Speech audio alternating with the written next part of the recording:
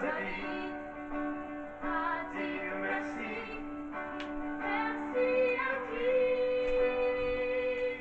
à quoi, à faire la vie. Et le beau temps pour des enfants qui l'ont.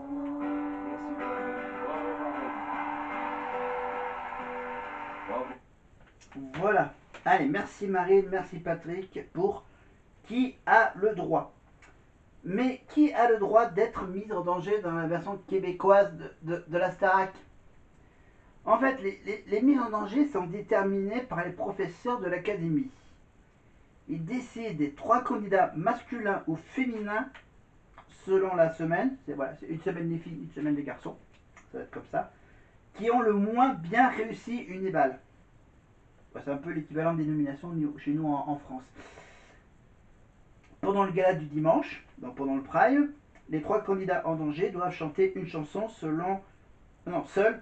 Une chanson seule qu'ils auront choisi eux-mêmes. Alors que là, je crois que à la Starac en France, nous, on leur donne les chansons. Voilà. C'est pas eux qui décident des chansons qu'ils chanteront en tant que nominés. Mais dans la version québécoise, hein, c'est les mises en danger qui auront la chance de choisir une chanson. Le public recueillera le premier candidat protégé pendant que le jury choisira le deuxième qui sera protégé. Donc, bien sûr, il n'y a aucune responsabilité envers les autres élèves de l'académie. Voilà, ce sont donc les juges, enfin, ils appellent ça les juges. Le jury, voilà, qui choisira le deuxième à être sauvé. Voilà. En fait, eux, ils font que travailler, les élèves. Voilà, comme ça, ils n'ont pas le stress d'éliminer un de leurs camarades. Et pour la demi-finale et la finale, dans les phases finales, ce sont les 4 derniers garçons et les 4 dernières filles qui sont mis en danger. Le public devra choisir qui des 4 garçons ira en grande finale. Ainsi de même chez les filles, bien sûr. Les 3 autres sont éliminés. À la grande finale, le public choisit qui de la fille ou du garçon sera la grand gagnant de la Starac. Là, c'est bizarre, ils ont. Ah oui, sauf que là, je comprends pas que ça tombe cette année sur 3 filles et un garçon et que ça soit une des 3 filles qui gagne la Starac logiquement. Donc, donc, à la grande finale, donc choisis la période de votation se fait après l'interprétation des candidats en danger. Voilà. D'accord, d'accord.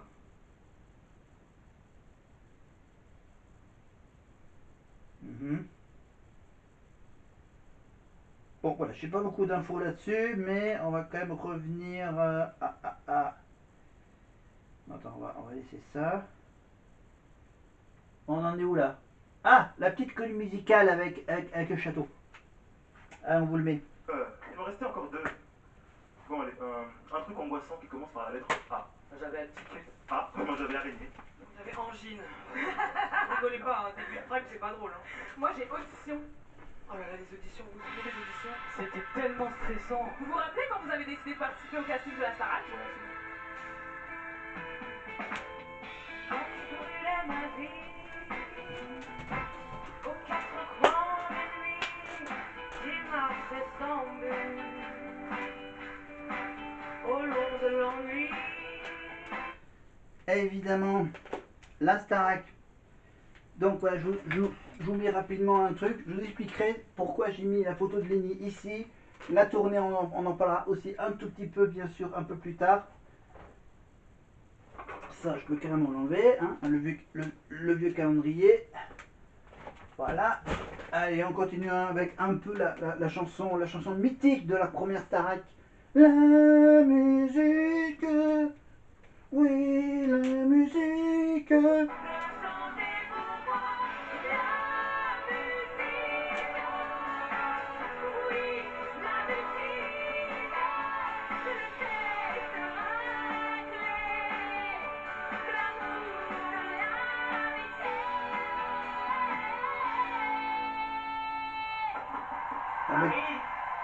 avec la magnifique note de Marine, évidemment.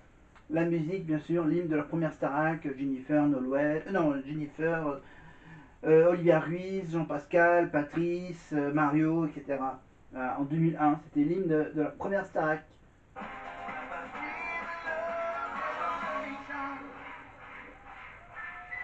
On va passer bien sûr à Marseille, bébé, avec le Marseillais. Oui, ma gâté. RSK Grinaldo, bien sûr, qui m'ont raté.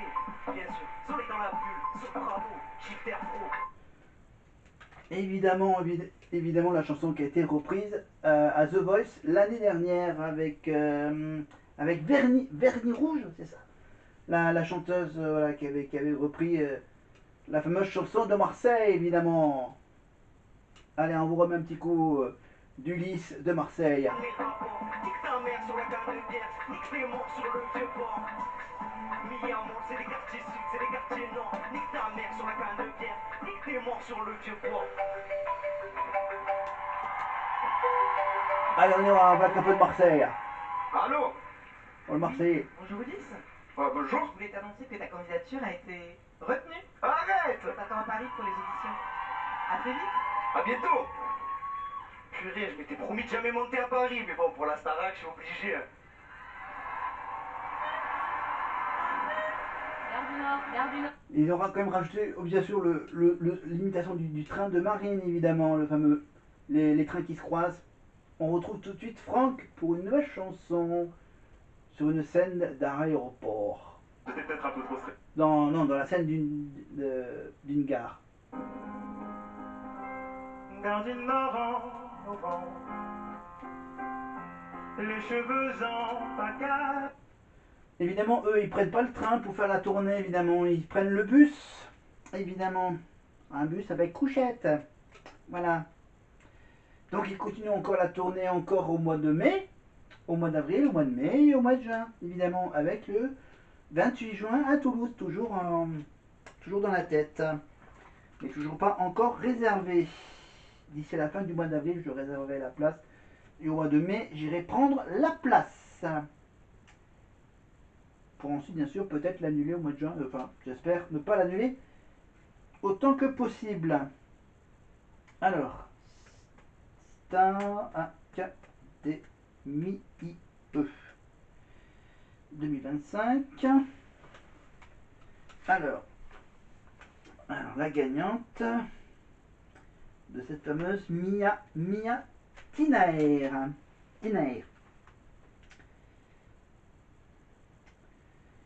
Alors, on va aller.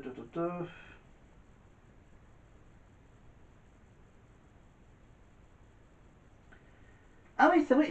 Oui, en plus, oui, c'est vrai que c'est que certains téléspectateurs de la version québécoise de la Star Academy n'ont pas pu voir le dévoilement de la gagnante à cause d'un bug. Alors, on va sur Radio-Canada. Tac, tac, tac. Au moins, on peut toujours aller sur les sites canadiens, mais on ne peut pas regarder la télé québécoise. C'est un peu trop.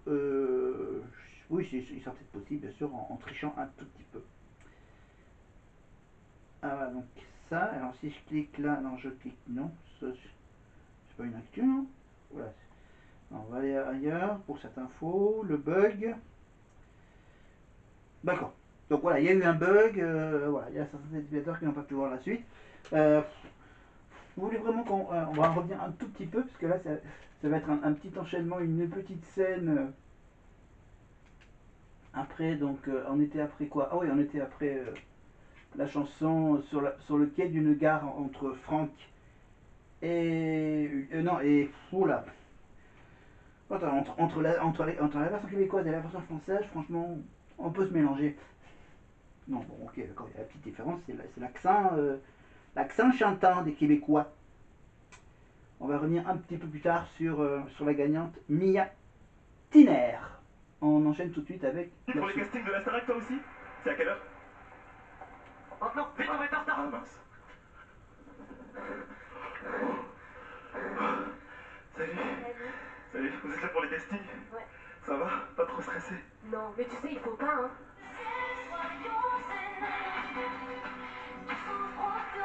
peine, soyons zen. Mais oui, ne t'inquiète pas.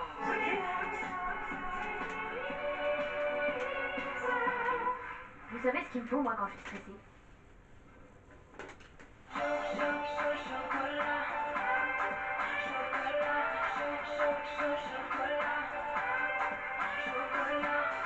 Et toi, tu veux quoi? Moi? Je veux de l'amour, de la joie, de la bonne humeur. Non, en vrai, j'ai envie d'être chanteuse. Allô? Non, papa, je suis pas à mon concours d'équitation là. Je préfère me lancer dans ma chanson. Mes chers parents.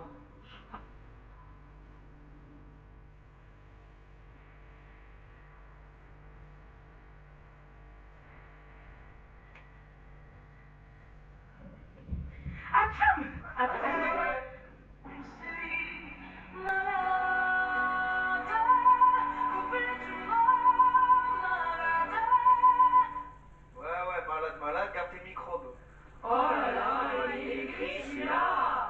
Allez, c'est parti, vous êtes prêts pour l'audition de danse? Allez, j'aimerais bien voir ce que vous valez en danse. Évidemment, on retrouve Malika et Michael Goldman dans le rôle des jurys dans cette petite mini-comédie musicale. Et en parlant de danse, évidemment, on revient avec Lenny, qui malheureusement n'a pas pu être sur le plateau de Danse avec les stars la semaine dernière, apparemment pour des problèmes médicaux. À voir si elle sera là la prochaine fois. Donc du coup, je ne vais pas pouvoir vous révéler les notes de ce dernier Prime. Et ils ont éliminé qui? Je crois qu'ils ont éliminé. Ils ont éliminé ils ont éliminé l'aventurier de Koh-Lanta. Non. Oh, il a perdu dans l'épreuve des poteaux. Laurent. Non, c'est pas. C'est là. C'est. Oula. Non, c'est pas Laurent Mestré. Laurent Mestré, c'était l'aventurier qui a terminé donc la semaine dernière. Maintenant, sur W9, il y a la nouvelle télé-réalité, la nouvelle saison, la deuxième saison de The Power avec le triangle Delta. Voilà. Avec donc dans cette aventure, il y a la famille Pernaut. Ah, la famille Pernaut avec Nathalie Marquet. Et je crois qu'il y a Lou Pernaut. C'est ça? Voilà, donc d'un côté, tu as la famille Pernaut qui fait The Power sur W9. Et sur M6, on a la famille Tapi, voire même la famille Leboeuf aussi, dans Les Traîtres, évidemment, le jeudi soir. Voilà.